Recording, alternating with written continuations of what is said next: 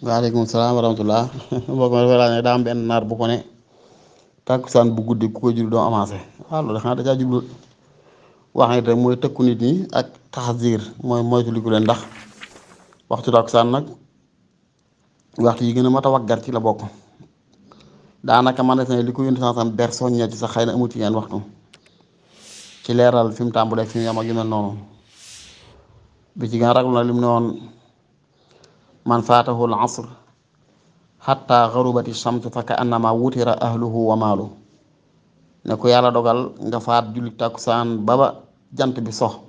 yaa ngi mel ne ku yàlla tàggaleeg sa njaboot gépp ak sa alal gépp kon loolu ëpp tëkku la bu foor man faatahu al asr xatta garubati shams fa ka annama wutira ahluhu wa maalu loo xadis saxiix la waaye leeral na njër ne man adraka rakaatan min al asri qabla an taxruba shams faqad adrakaha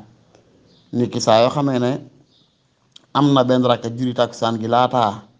jant bi di so jot na waxtu wa insha allahu taala julli ga dama naa wér ma ne sa ko nangu waaye daal di ko gaawee njëkke julli ci waxtu mbaa ci digg waxtu yi laataa muy sori lool mooy liñ gën a taamu